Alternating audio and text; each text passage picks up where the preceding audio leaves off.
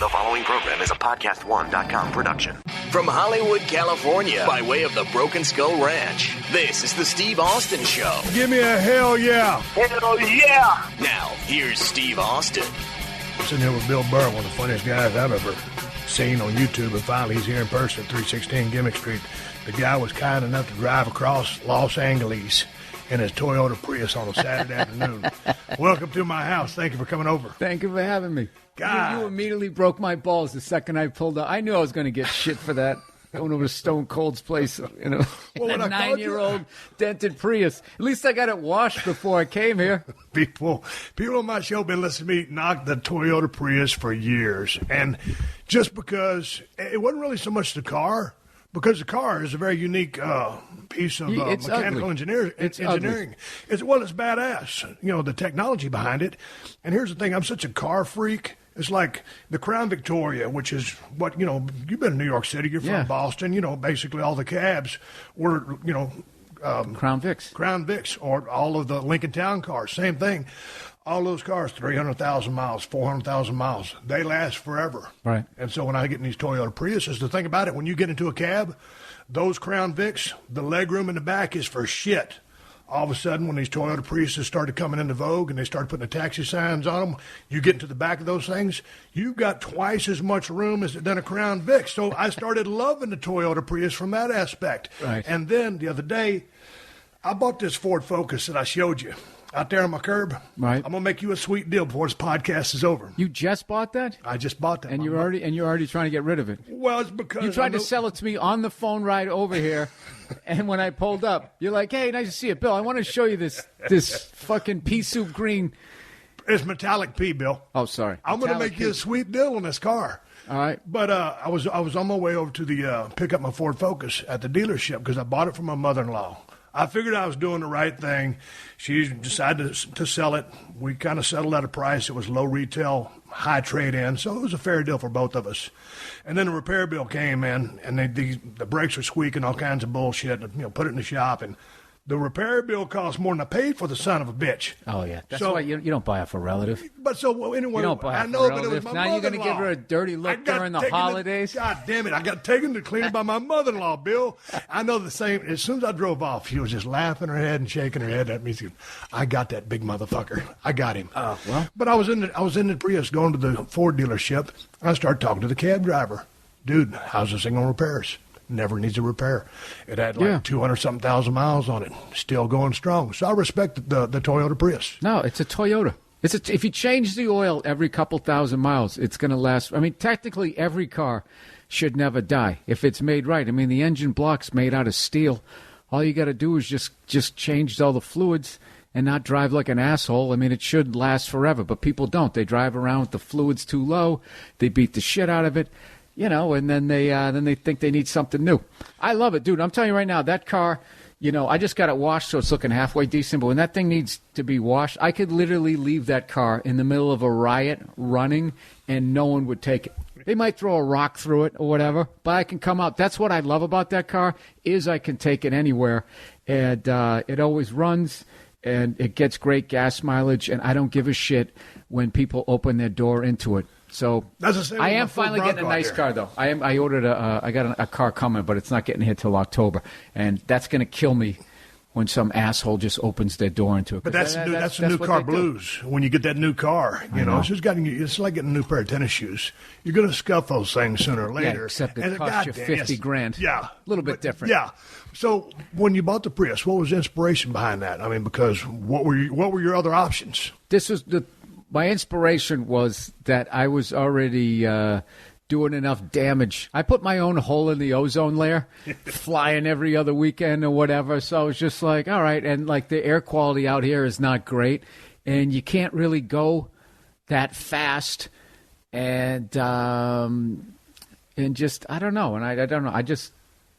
I knew it was a Toyota. I don't know why I bought it. I think back then I was really into the whole let me try to do something positive for the environment, which I still try to do. But there's just, until they deal with the population problem, you no matter what you do. I even think like these Teslas, what I want to hear is when they get rid of the battery, right. What does that do? What is that worse for the environment? Now, right. That's going to come out, and the gas combustion engine guys are going to, fund the study for that. Right. What about that dude who put it on autopilot and got himself killed? No, I didn't hear about that. Well, these kids were putting up videos. I saw one where they had the self-drive option on the thing, and they literally took a nap. They're going down the highway, and they wake up. They're like, oh, there's like an hour of the trip gone. And I was just like, I would never have the courage to do that. So some poor bastard was making those kinds of videos, and what happened was, whatever, he was asleep or not paying attention. I don't know what was going on, but the sun was shining. There was a giant, 18-wheeler that was all white. It didn't read it properly. It read it as daylight and just drove right underneath the thing or something. Now, granted, I'm telling you, like 20 people told me this. I've never looked at any video or read anything about it, so I'm just paraphrasing what they say, which is what I do. I'm not a big reader. Yeah, I don't even like watching videos. Like, if whatever you tell me in the hour or whatever, right. I'm going to take as law. Yeah, but see, and I'm going to repeat. But here's the thing, Bill. Whatever technology is, they've been talking about these cars that drive themselves. And dude, at 51, you're clipping in here at 48? 48. Just turned 48. Just turned 48. So you knew the odometer just flipped. Just flipped. But, man, I've been around long enough that I'm pretty skeptical. I dig technology, but I used to spend my life on the road for 15 years. I've driven all over the United States of America. We go to foreign countries. We get on buses because the driving laws are all fucked up over, and you're driving on the wrong side of the road. And you don't know where the fuck you're going.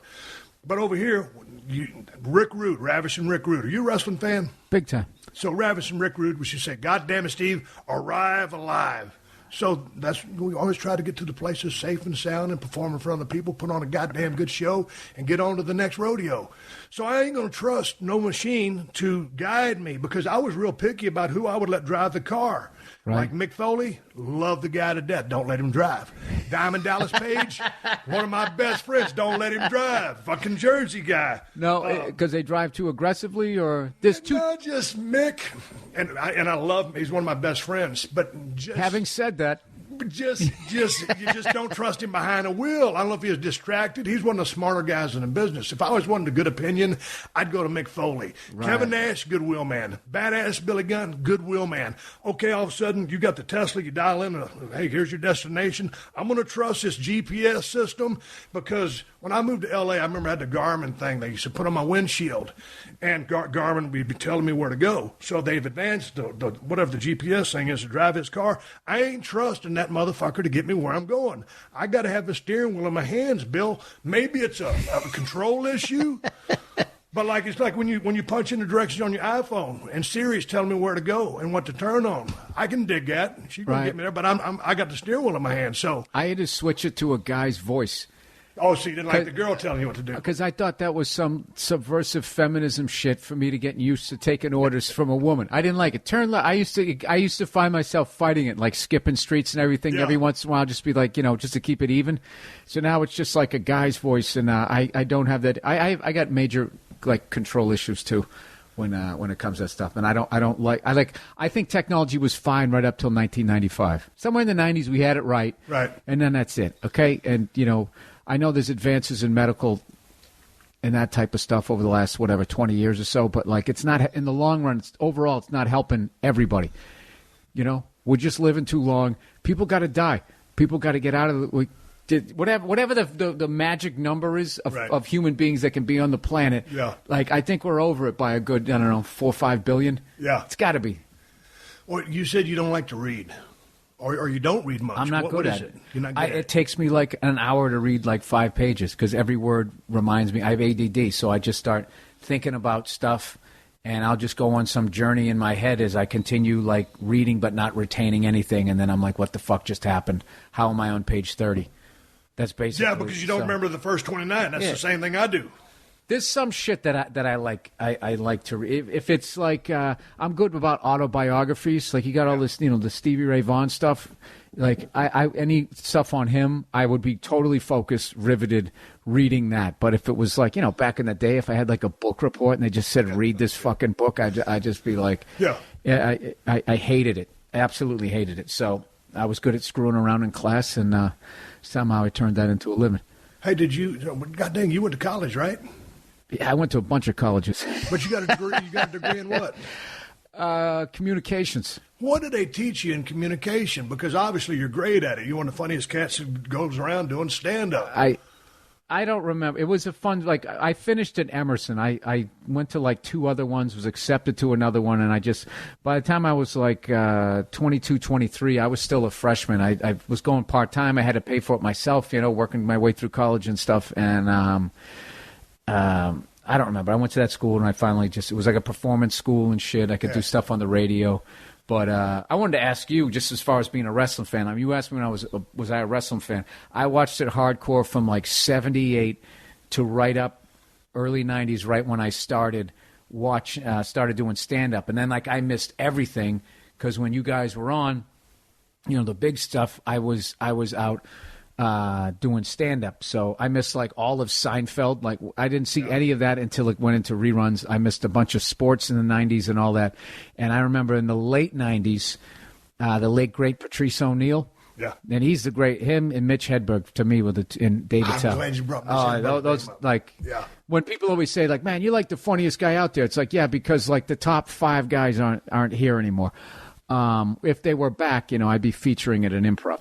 So, in the late 90s, I was living with another comic, Robert Kelly, and him and Patrice were really into wrestling, and that's when you and The Rock brought it back, and all of what I've always admired about all of you guys, because I never understood the amount of pain you were going through, was how goddamn funny all the characters were, and all the way from Captain Lou Albano to Mr. Wonderful, Rowdy Piper, all of these guys. I used to watch all of those guys and just laugh my ass off watching them. And then when you guys came along, you guys took it to a whole other level. And I always felt you guys were prolific. Each week when you thought you had all your guys' catchphrases down, you came up with new stuff. And me and Bobby would watch it, and we'd have Patrice on speakerphone. He was living in New Jersey, and me and Bobby were living in this walk-through bedroom apartment, and we would sit in the living room on his pull-out bed. Obviously, he'd fold the thing up during the day, and we'd watch it on this little kitchen TV and just waiting to hear what you guys were going to say and all the different storylines and stuff. It was great, man. I had so much fun doing that shit, and finally I had to ride off into the sunset with injuries and stuff like that.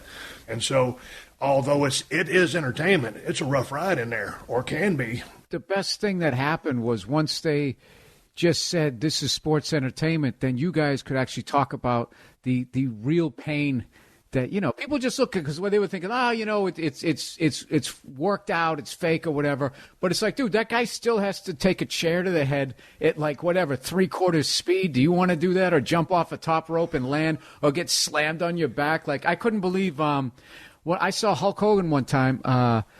So first time I saw him was in the airport, and then I saw him when he did the Opie and Anthony show.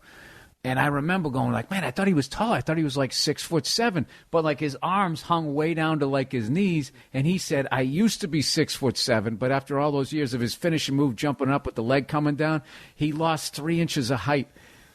Here's the thing about Hogan, and I always give that guy a ton of respect because he had a tremendous run. You think something so simple as just jumping up and dropping that leg. Here's a great thing about that leg. First of all, it worked. It looked good. He was charismatic as hell, had a great look. But anybody could take that finish. So when you come up with a finish in pro wrestling, you want it to be something that everybody can take. So if it's a bunch of damn, crazy toss around, whirly gigs, and it's acrobatic, right? Hey, not everybody can take that, but anybody can lay there and get a leg dropped on them. But my point is, when you're 6'6", you're 320, when you drop that leg for 30 years, man, it's like interest. It compounds daily, especially as you get up on it in the years. So, he's paying the price of that. Just a simple leg drop. And, there was times, dude, my finish was a Stone Cold Stunner. So sometimes I'd go to TV on a Monday Night Raw. Monday Night Raw, Bill, was like therapy for me because it was okay, I get all my shit out. It's we used to take that night off of stand-up.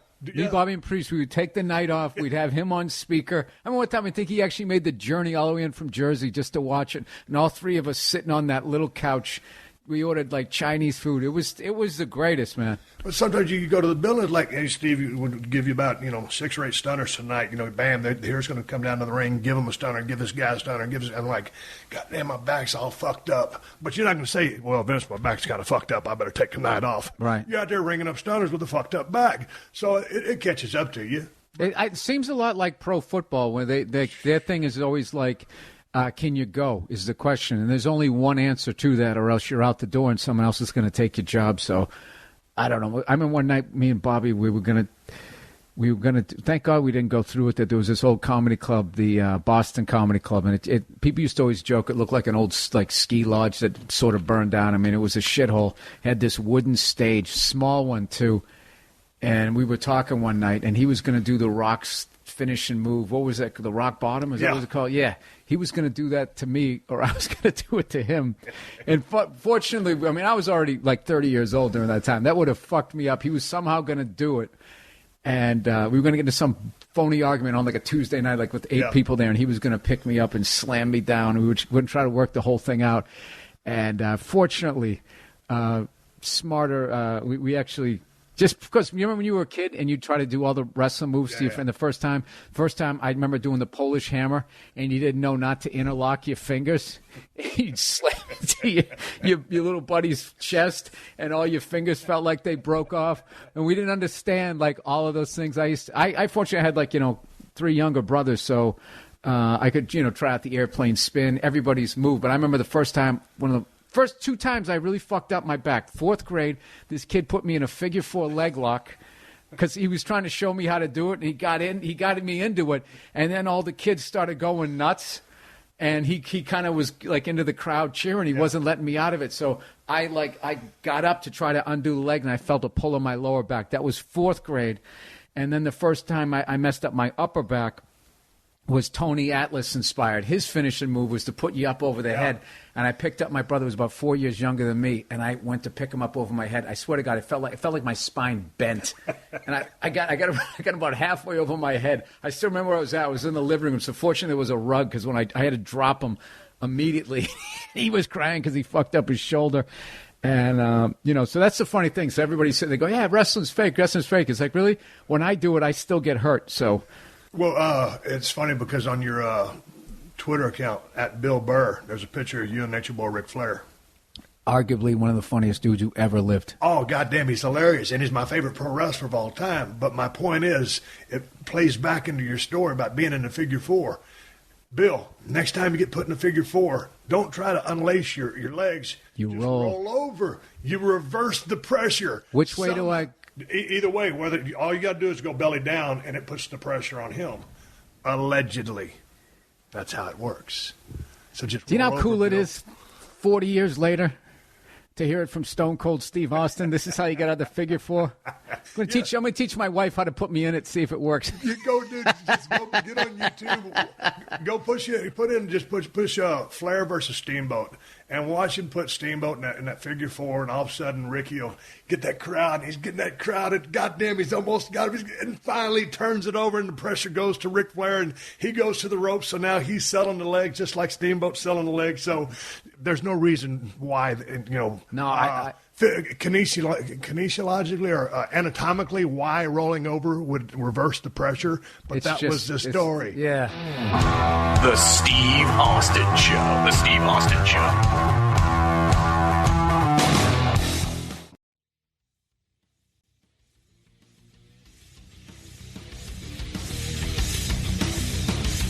So tell me about starting off, dude, because you said you got 3 brothers, right? I have 4 brothers. 4 brothers? Yeah. Okay, so, were you the funniest guy in the family? Were you always funny?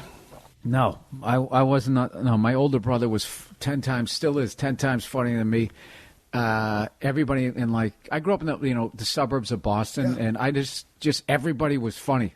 Can't explain it. There's something basically about the New York, Boston, all the way down to Jersey area, tri-state area, and all in there. Everybody's like a character. But there's something about Boston where it's just I don't know, if you watch those reality shows, more times than not, at least the ones that my wife watches, those Survivors and stuff, there's always some Boston lunatic You know, he's got the crazy accent. They're just a bunch of characters there. So I just think everybody, you know, was so funny growing up that you just sort of like absorb it. And there was all big families and stuff, and like fighting was accepted back then, and drinking and driving wasn't like No, I used to fight. Good old days, a fist fight. Yeah, my parents. The rule was don't hit each other in the face. It was like hit each other from here to here. That was considered working it out amongst yourselves. Yeah, I remember my mother one time tried to smash a brush over my head because my brother said I kicked my other brother in the face, which was bullshit. I kicked him in the stomach. I don't know why to this day he said that. So my mother was brushing her hair. She had this big, like the 70s plastic, you know, who's the fairest of them all brush. So she turned around and smashed me in the head. And I like did that pussy duck. Basically, you put your shoulders up and go, and she caught me right in the middle of the back, right? And it would have been great for wrestling. The whole brush exploded. And my mother was like, you know, we had so many kids or just so cheap. I just remember she just picked up like the brush part. And for like the next 10 years, she was just holding the brush part. And every once in a while, I'd catch her using it. I'd just be like, you know, I would still be pleading my case. Going, I kicked him in it was his chest. I think that's why my brother had a bad angle. It was like a quick play at the plate or something. He had a bad angle. He thought I kicked him in the face. I didn't. To this day, I'll go to my grave denying that. Dude, the thing was, if you popped off to my mom and she happened to be in the kitchen, she had one of those wooden spoons in her hand, and she got you cornered. Oh, yeah. She was going to wear your ass out with a wooden spoon, yep. And she'd break them, and my dad just go get her more wooden spoons. So my grandmother broke one. Don't talk shit to your mom when she got a wooden spoon. That was my deal. I learned that real fast. My grandmother tried to break one over my head, but I got my arm up quick enough and it snapped. I kept messing up this rug, which she wasn't looking, a little throw rug, and she kept going like, who keeps messing this up? So it became like this game. And she went in the kitchen and she stopped real quick and looked back out and she caught me messing it up. And she, dude, turned into the devil, just came flying at me like it was a hatchet. Yeah. And I just put my arm up. It was really weird because I only saw her a few times a year, so it was kind of like a stranger coming at me. And it snapped over my forearm, and then she just went, wow, that's the end of that spoon. And that was it. Went out and bought another one. My other grandfather used it to, you remember the 70s refrigerators? We had the side-by-side. He couldn't handle the fact that we just kind of went in there and got something to eat whenever we wanted to. So he jammed the thing in there so we couldn't open it. So we were sitting there starving. Just an ornery guy. Just jerry-rigged this thing, and we couldn't get anything to eat. Okay, so we're going back to your stand-up deal because on and researching it says you started in '92. Yep. But you probably you were testing shit out before then. What makes you decide to just turn pro and start in '92 on the stand-up career? There is no turning pro as a comedian. It's just you just get thrown in the deep end. It's not like you can't like try out material. It was a talent contest. This place, Nick's Comedy Stop, which still exists, which is crazy because I've been doing it for 24 years. That the place that I stepped on stage first still exists. Nick's Comedy Stop had a contest, find Boston's funniest comedy student, and it was just basically a big hype thing to get a bunch of college kids in there drinking, watching their friends go up and bomb. And I saw it, and I just immediately called the number before I chickened out, before I really had to think about it. And I do remember vaguely sitting down trying to write material, and you're just sitting there going like, how do you do this? Like, I've always been funny in class, but but funny just happened. You just sort of improv in your whole life. Like, you see something, you make a joke, you make people laugh, you throwing shit in or whatever. But now I'm going to sit down and artificially create this moment. Like, how do I get to the funny and stuff? And, that took a while. Definitely took a while. But is that like, I would imagine it's just like some of the guys, I watch History of the Eagles. Were you a big Eagles fan? Yeah, I worked in a warehouse, so they played it. It got to the point they played them so much that there was a few groups that I had to take like a decade break from. Right. They were one of them. Zeppelin. Yeah. The Eagles, Crosby, Stills, and Nash. We had like classic hits on. There was the guys who worked in the warehouse also played in a band, and they played a lot of that classic rock stuff. So they listened to that. WZLX was what it was, and they played that shit from like 9 in the morning till 5 at night, and it got to the point of like, I can't listen to this stuff anymore. Yeah, I can get you on the decades off stuff because they hit them so hard for so long. I needed a little break myself, and listen to how those guys learned how to start writing songs. It was an interesting process. So here you are. You're coming out of communications. You get on the stage. You're going to write this. Your first gig. I was not communicating. I know. when I got on stage, the communication was not going well. So did you win the gig, or how long was your first set?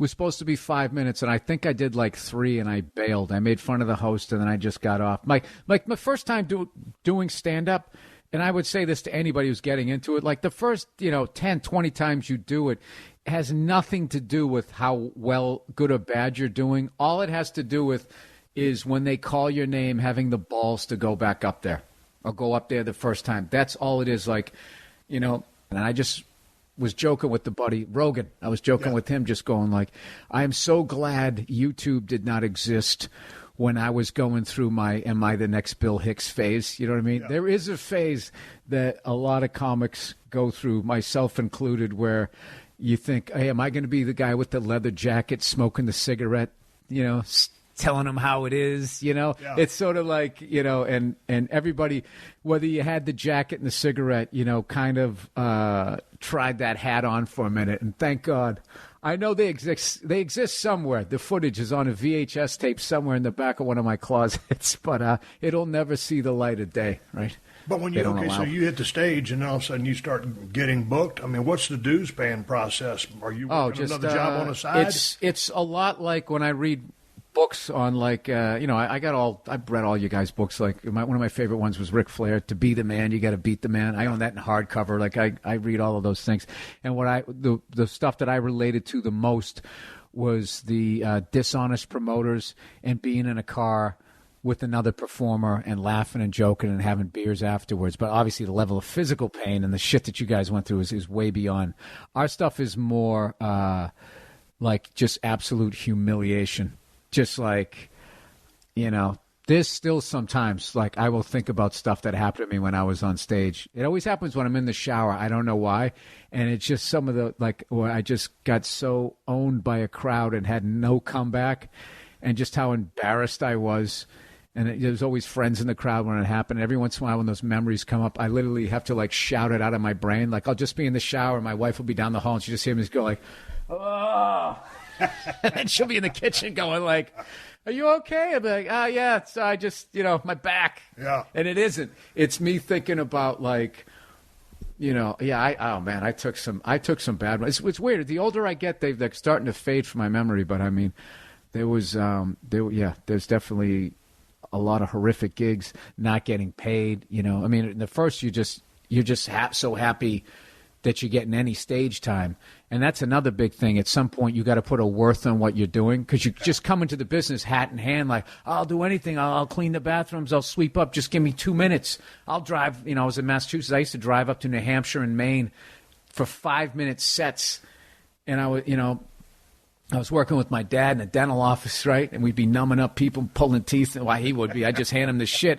And then the second the gig it was over, I'd go out and go do a gig. And I was still living at home, so my dad knew I was going all the way up to Maine. And he would book patients at like 7 in the morning. Like my dad was just a lunatic how hard he worked, like 7 to 7.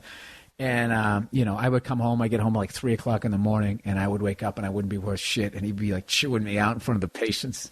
Like, Christ, Bill, you're out to lunch, like right in front of somebody sitting there with their mouth open and shit. But I still remember the first time I got paid $5 in gas money, and it blew my mind. I just remember I had this 83 Ford Ranger, vinyl seats, piece of shit, just like the anti-pussy mobile, right? Just driving this thing.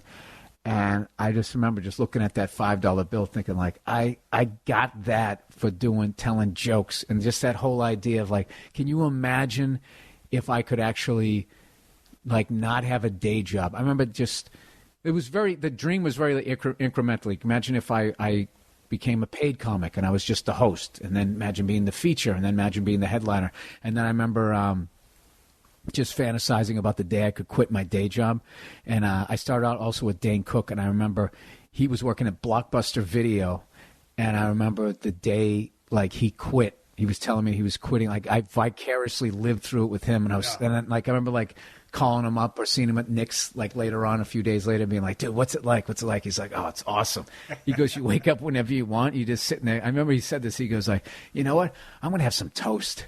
And like that freedom I've never taken that for granted. Like the unbelievable freedom that you have once you're a working comic, where you can just, you work when you want to work, I mean, it doesn't happen. I mean, when I got to that level, it took like 20 years to be like, okay, I can now I have a following. I can work like that. But I still remember how awesome it was. And when I would do the road, I was a big sports fan. So I just, I would just look at if I had a bunch of college gigs, I would just take out the baseball schedule, football, hockey, whatever the hell it was. And I would just book gigs around there. Or I would drive out of my way to go see shit. But a lot of that stuff was unlike you, where it was just me by myself, those college gigs and shit. Went to the Mall of America. Yeah, but if you're driving down the road by yourself, are you sitting there thinking, okay, you see a billboard, or you just start thinking about something? Are you trying to think of shit all the time? You know what I was usually listening to music, fantasizing that I knew how to do that. And I have this, I just constantly daydreaming of me being a hero. All the fuck, I don't know why that is. But if I listen to a Stevie Ray Vaughan song, right? I'm Stevie when he's doing something great, which is usually most of the song. But if I listen to Stang Swang, then I'm thinking I'm Chris Layton playing the cool drums in the beginning. Right. And it's just so it was music, sports, and making people laugh. That's my triangle offense of trying to be happy. And so only making people laugh was the only thing I was actually good at. Everything else I was just weekend warrior stuff. But music was a huge thing to me. So I was always listening to all the shit I grew up on, AC/DC and Guns N' Roses. And then when I met Patrice, he got me into Biggie Smalls and Ice Cube and all that. And I remember I'd always try to buy rap tapes, and he would just look at them and just throw them out the window. And then and just laugh at me and go, this guy stinks. And then he'd tell me the guy's real. But then he was funny. I would, I tell him about Led Zeppelin and all that type of stuff. He got totally into the Beatles and stuff. It was really funny. So when you're going out and you're doing your first gigs, I remember when I first started in the business in Dallas, Texas for 2 months, I'd work 2 days a week, Friday night and Saturday morning, and the bad guys would come in and just kick the shit out of me with kendo sticks and weightlifting belts. I was paying my dues, and then they shipped me off to Tennessee, and that's when I started working full-time. And I show up, and I'm going to have my first match in a territory that I don't know anybody. I'm 2 months in the business, and all I've been doing is getting the shit kicked out of me. Right. And so now, what's your job tonight? Are you supposed to win or lose? I'm a good guy. I'm going to win the match, and I'm a baby face, as we would call it. And Dutch Mantell says, Steve, you're working with, what's his name over there? He's wearing a mask. He goes, go out there and give us about 8 minutes, and you'll beat him. I can't remember how I beat him. All of a sudden, he told me 8 minutes. I'm thinking to myself, God damn, what the fuck am I going to do for 8 minutes? Yeah. Because you're scared of time. Yeah. And then as you get, a couple more months, a year or two, dude, you need 20, 30, 40, right? So how did your routine grow from, your first, 5-minute gig, which turned into be 3 minutes at the college thing? That's so crazy, the similarity of this. Yeah, how'd you get your time up? That's what we call it. How do you get your time up? Was basically, all right, so you had, in Boston, it was Nick's Comedy Stop, The Comedy Connection, and Giggles. Those were, the A rooms. So that would be, working for it was WWF when I was a kid, WWE, right? And then you had all these, then you had the B rooms and C rooms. So these would be, different wrestling circuits. So it'd be, in A rooms, I would be a host. In B rooms, I could feature. And if it was just some absolute shithole, actually, I never headlined. And I think maybe one time I did before I moved to New York. When I moved to New York, I knew I had 45 minutes at that point, but I had never done 45. So I had 45 minutes. I could talk for 45 minutes if I could remember all of it. And I remember I talked to this guy, Roger Paul. And I had already sent him my tape, and he really liked me. And he was the first guy that headlined me. And he goes, did you headline up in Boston? And I just lied. I said, oh, yeah, I can handle that. And what would happen was, when you first start headlining, you're used to doing 30 minutes. And what kept happening was I get to 30 and it would go great. And then there was 7 minutes of what the fuck. Yeah. As I'm saving basically my finishing move was my closing bit. And I'm saving that thing. Right. And so my sets would, if you were to graph them, would gradually build. And then there'd just be this lull.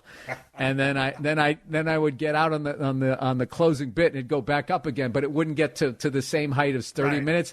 So it was kind of that's what it was.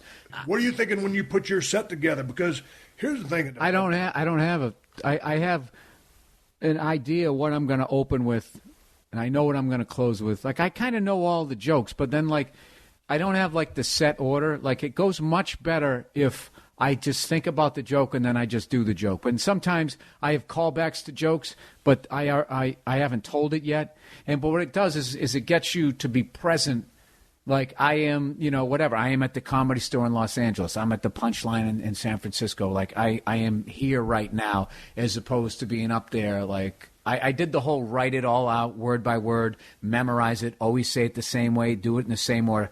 I did that, and I found myself on stage. It was like when I was reading a book, like my brain would just be going, and then I would start thinking, I have not thought about this crowd or what the fuck I've been saying for like 3 minutes, which is a long time. And then I would start thinking, why are they even laughing?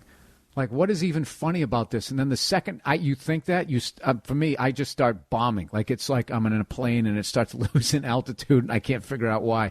And so I have to go, I have to switch it up. What I found works for me is my buddy called me recently. He goes, man, we get the third show. He goes, there's only like 30 people going to show up, 30 reservations. And from all of those years, I got like this jolt that went through me because I did the whole, there's only 30 people up here, so I'm going to go up and, act like there's 30 people. And then one day I was just like, fuck this. I'm going to murder these 30 and make them wish that they brought 30 more, which is not the most original thought. But I can't remember. Somebody told me to do that, but I just started approaching it like sports. Like, it's all right, we're down 18 runs, but you're not going to win by 19, and I'm going to make this fucking miserable for you, right. And I'm going to try to foul off as many pitches, whatever I got to do. And it's like that athlete mindset of not losing. Like, if you apply that to stand-up, you always like, there's got to be luck, there's got to be the talent, but the biggest thing is you have to have that thing where you're in the middle of Dallas in some shithole and everybody else is sitting there going like, oh, do I really want to do this? Should I get married and have kids? And you're out there just fuck this, flying across, and you have to kick the shit out of them or it's going to start dipping and they're not going to come back. You got to give them bang for the buck. You have to. They bought a ticket. You got to give them everything. You have to. This is the Steve Austin Show.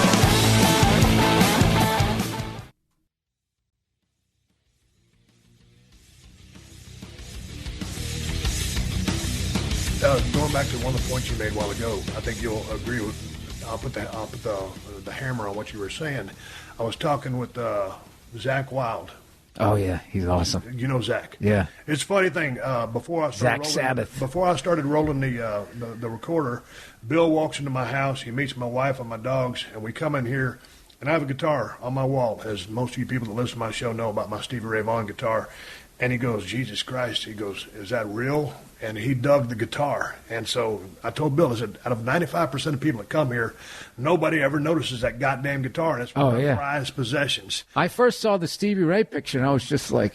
Found that. We was up in Santa Barbara, and we was going through an old little file thing, and I saw the Stevie Ray black and white and had to have that thing. But Zach Wilde told me, just speaking of guitar players, I asked Zach one time, I was at Ozfest somewhere in San Antonio, man, I think we were about to get lit up, hammered, and I told him he was in his room just fucking shredding, and I said, goddamn, Zach, I said, what are you thinking when you're doing that? How do you play all that? Yeah. He goes, Steve. He goes, bro, he's from Jersey. Yeah. He goes, Steve, if you're thinking, you're stinking. Yeah. You just flow into the next idea. Same with pro wrestling, dude. I mean, you got to think. Here's the thing, and I want to get your feedback on this because, dude, okay, just say we're at Chicago Rosemount Horizon, my favorite building. They renamed it. My favorite building to work in because of the acoustics, and the people there are just rabid for wrestling. And so 18,000 strong, you go in there, and when you're having your match, you're listening to the response of that crowd because each time you go into a spot, if I'm working, say I'm working heel and you're babyface, I'll be the bad guy, you're the good guy. I'm calling the match. Boom, beat, we're working. Bam, I'm working that crowd. I'm popping them. Bam, I'm going to bring you down, I'll settle them down. I'm going to piss them off by getting some heat on you, fire them up by giving you a little bit of something. Cool. And then boom, we're gonna make them come on this comeback. And then the finish, that's explosion. So my point is, we're listening to that fucking crowd. I can't hear for shit, but I can hear a crowd. If you've got 18,000 people in there, and 17,999 of them are cheering, and one motherfucker up there in row 100E is booing, I can hear him. Yeah. And so I'm tuned in that crowd. So you've got to be, like you said, sometimes those 3 minutes goes by, but you, to me, you read a crowd like a motherfucker. You do it long enough, you don't. You're very instinctive. It's this big thing. It's this big noise. It's a big noise that you're controlling, and then you got to know when to bring them up, when to bring them down. That took me the longest time to learn. I remember one time, one of those times when I was, when I just told that guy, Roger Paul, that I closed rooms. So he put me in some room. I can't even remember where the hell I was at. But this guy in the middle just murdered. And I forget what bodily fluid joke he ended on. And they go into the proctologist, and he's got his finger up my ass, and the fucking place is going nuts. Yeah. Like he has him up to 11. So I made the mistake is I went on stage and tried to start at 11, and I had nowhere to go. I got about 10 minutes into my set, and I was literally out of breath from telling jokes. And I was like, and then when I was 5, and it's just like, and what I had to do, I just started bombing for like 5 minutes, and then I gradually built it back up again. I remember I got off stage, and I had a headache. And, and I was a baby about it, and I called the comic, talked to an older comic. I'm like, this fucking guy, he's doing all this bodily fluid stuff, he's fucking screaming. I've seen a million guys do that joke. And he just said, dude, he goes, don't ever do that. He goes, just go up. He goes, keep it going for that guy. Wasn't he great? And just start slow. Start slow and just gradually build it up again, but blah, blah, blah. And I was like, you can do that? He goes, yeah, just do that. And that was like, so much of the stuff that I learned by completely failing, and then an older comic told me, how to work that out. But I remember the first time where I was conscious that I was being able to read a crowd. But I was working this place, Harvey's, in Portland, Oregon, and the dude who ran it he had like all these telemarketers. You just paper the room, so you do a Tuesday through a Sunday, 3 shows Saturday, 2 shows Friday. All inclusive, like a $1,500 thing. So by the end, I think after taxes, you walk with like $300 to do like 9 shows or some shit, right? So I come in there Tuesday night, and it's just packed, and I was like, holy shit! Like this is like I thought I was just gonna lean on the mic and fuck around. So once you establish that you're there, I didn't have to be there like an hour before the show. So come Thursday, I came walking in about 10 minutes before I went on, and I walked in the room. I was in there for like literally 3 seconds, and I looked at the waitress and I said, what happened? And she goes, well, the guy on stage, he kind of told a joke that people thought was, I don't know, kind of sort of sounded racist and blah, blah, blah, blah. Like I just felt the crowd. Like it wasn't it wasn't the energy of this guy's bombing. It wasn't an energy of like, we're drunk and we don't care and we're rowdy. It was this energy that something happened. Like did somebody just get thrown out or whatever? And I remember thinking like I remember trying to afterwards think about what was that sound. And it isn't a sound; it's just a feeling you get. It's so weird. It becomes back to that Zach thing you were saying. Well, if you're thinking, you're stinking. Like so, when I tried to, break down the thought of what it is, you can't verbalize it. So that's the same thing. The same thing. Like that's so fucking cool. You're listening to it, building it up and bringing it down. Yeah, but I'm watching you, so that's unreal, man. But here's a story that goes. Yeah, but you guys are beating the shit out of each other. I'm just up there going, what's up with Obama? You guys are like, I'll tell you one time, like I miss Ric Flair when he came up because it was back then you had territories. So yes. we were Vince McMahon's WWF. Yes. And I forget what he NWA. So I missed all of his stuff, but you still heard about him. Oh yeah. And it wasn't until, like the mid-2000s when, YouTube came out and everybody posted the clips. And I just went down this rabbit hole one night. And I went from just hearing about the legend of Ric Flair to being like, he had like so many times, like if I would have bad gigs, I would watch your guys' clips and stuff and guys being on the mic. And his stuff, it's still my favorite one ever is when he held up that loafer and he told the guy his shoes cost more than his house. I remember when I was trying to describe that line to my wife, I was literally crying, laughing, and she was going like, because she's not into I'm just telling it secondhand. She goes, was it really that funny? I was like, yeah, you had to see the guy's face. It was probably true. If you looked at the guy he was saying it to, and this guy was standing there, and what I loved was he was so bought in to the character of Ric Flair. Like, it was so fucking real to him. I loved it. Oh, dude, you're hitting it 100% on the head. He was so convicted. It was a shoot. That in our business, like you said, a shoot match. That's when somebody buys in that deep, he's living it. And it was real to him. Just a parallel to a quick story. I always tell a story all the time, but I'll give it to you because you've been there. Talking about following that guy who had the bodily fluids. He's like, God damn, how do I follow that? I tried to start out at 11. Dude, we used to go over to Japan, and all of a sudden, you're in the slot, and you're right behind either like a Chris Benoit, Dean Malenko, Eddie Guerrero. I mean, just some of those guys that are cruiserweights that just go like crazy. Nobody's business. Just extreme workers. Right. Badasses. And all of a sudden, I got my limited move set. You know, I got a right hand. I can kick somebody, and that's about it, right? I got a headlock. But after these guys wouldn't blow the roof off a place, what do? How do you follow that? What would you do? You just go do your shit. Right. I can't try to emulate what they did. I've never done it in my life. So now all of a sudden, because they went out there, lit the crowd on fire. So you just go out there and you do your shit, and you're convicted like Ric Flair was on the promo with the shoe. You just do your match. You lay your shit in, and your intensity's high, and you don't rush it. And so that's how you follow. Did you ever try it? You must have early on, like, okay, I got to do some moves like that, even though they weren't part of your. Dude, when I was over in Japan, you know, I used to do a top rope splash, and the dude moved. He was supposed to, and I tore my tricep off my arm. We was in Japan for 3 weeks. I tore my tricep off on the third night, so I got to wrestle for 2.5 weeks with the torn tricep. You know, so that's when I knew that sticking to the ground was going to be, you know, where I was going to make, you know, have a long career. Yeah, where I was going to have a long career. Answer me this question, because sometimes, dude, we'd go out there and just say, like you said, sometimes one time, a long time ago, it was me and Flying Brian, we were wrestling Shane Douglas and Ricky the Dragon Steamboat, and it was a big snowstorm. One of the greatest names ever. Yeah, and so nobody could get to the building, and there were literally 50 or so people there, and man, we went out there just like a story you said a while ago, and we lit that place on fire. 30 minutes of bust-ass tag team wrestling. That's we put awesome. on a show. That's awesome. The Steve Austin Show. The Steve Austin Show.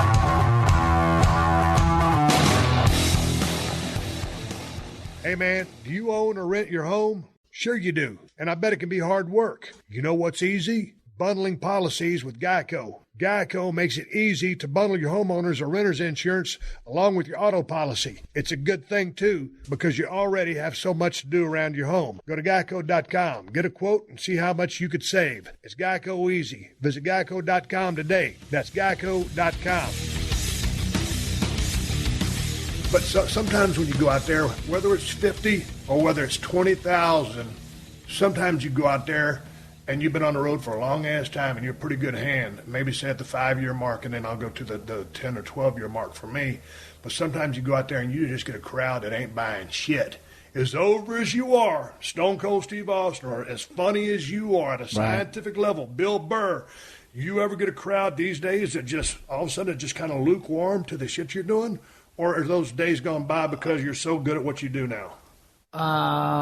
It's more once you get known. Once you get known, then, like, you're a made guy? It becomes easier. Yeah, like, I'm not as, you know, if I went up against a crowd like that, I haven't done it in a while. Like, I can remember the last time that happened to me. I was going to do Letterman, and I needed to get 5 minutes, and I was new out here, so I went to this guy had this room out in Glendale, and it was just a bar. It was just a bar, and most people came there to watch the Laker game. And the host goes up, he bombs. The next person goes up, they bomb, and like 2-3 people in a row are just bombing bad. And I was in the back going like, I'm gonna get him. They knew they're kids, blah blah blah blah blah. Once I get up there, hey, I bet some people here are gonna know who I am. You know, I've got a half hour on Comedy Central. I did a little something on HBO, and I went up there, and nobody knew who I was. And I had to work totally clean and just go through this, hey, what's up with this? You know, late night TV show, dude. And I ate my balls. And then I just abandoned my TV set, and I tried to turn it around by giving shit about the Lakers, you know, rather than, you know, going a positive route, which I never go. I should have gone like, hey, man, you guys like the Lakers? All right, you know, just something to get them in. Yeah. I was like, fucking Kobe's overrated. How much free agency help do you like? And they were just like, hater. And then they just turned back around, and it was just like they just ignored me.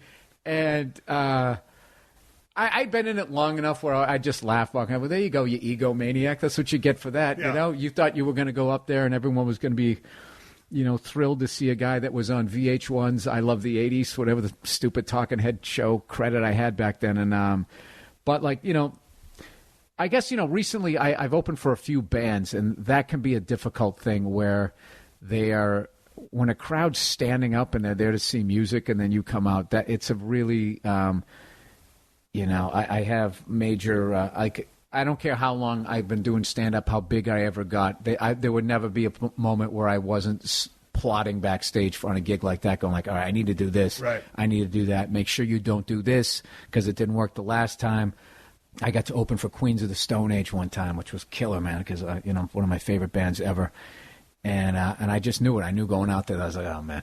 So I went out there, and I was having a good set, and it just always gets to that point, Like, they've had enough. Yeah. They didn't come here to see you. Came here to see rock stars, not some sickly-looking Ron Howard jackass, right? So I got, 12 minutes into this, and this fat chick just started screaming at me and wouldn't shut up. And so I kind of trashed. The lead singer, Josh, said, he goes, no, it went great. It went great. It's funny. He didn't like his set, and I didn't like my set. I ran into him recently. He was like, dude, you were better than us last night. I go, no, I wasn't. I had that fat chick screaming at me. He goes, no, but you handled it perfectly. Yeah. I was like, I just told her to go fuck herself. I didn't do anything. And then I was just like, I sort of got her to shut up, and then I just kind of gracefully tried to get off the stage. But way back in the day, I used to open for Winona Judd, and I did it maybe 4 or 5 gigs with her.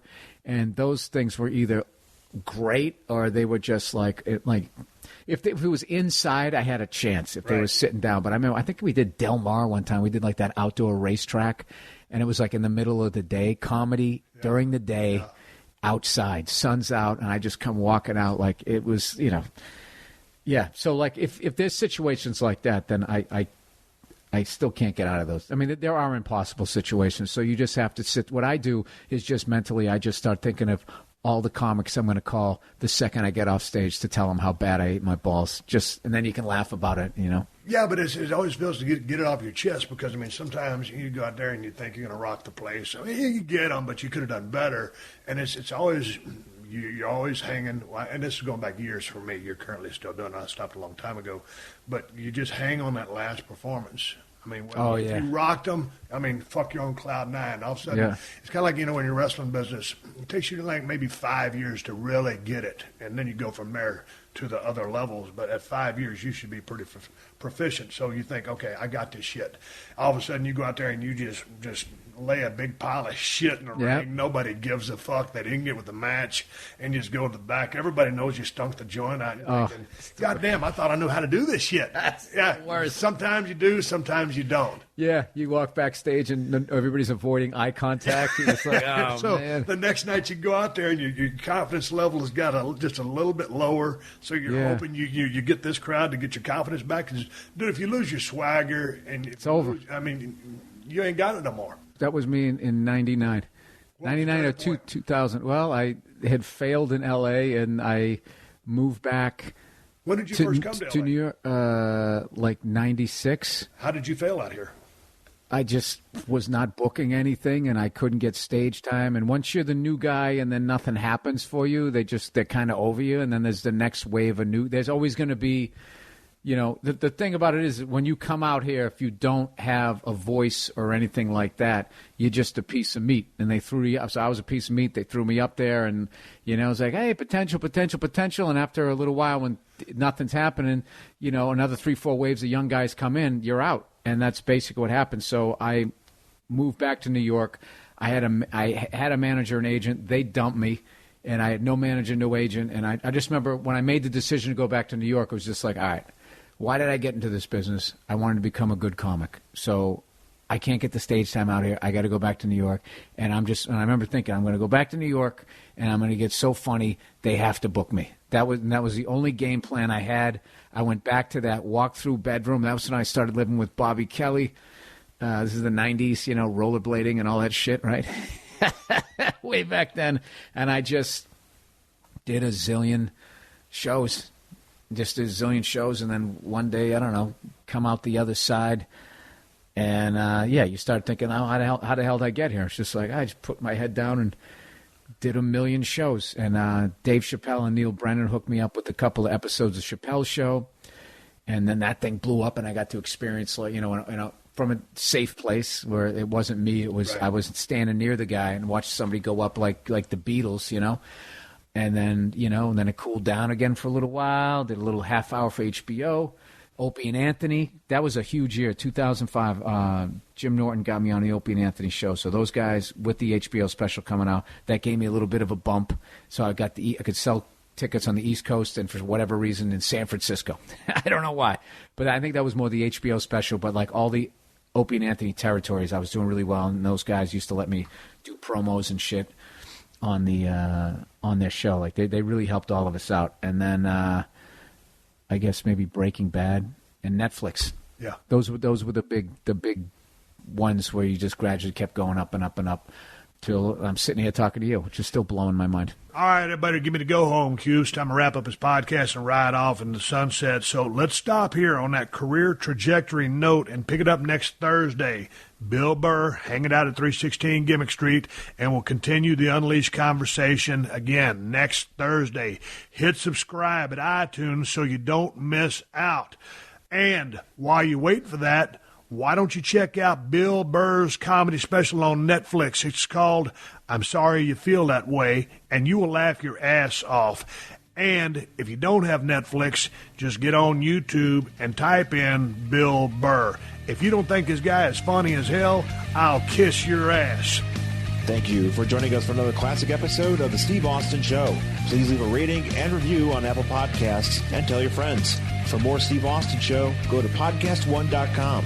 That's PodcastOne.com.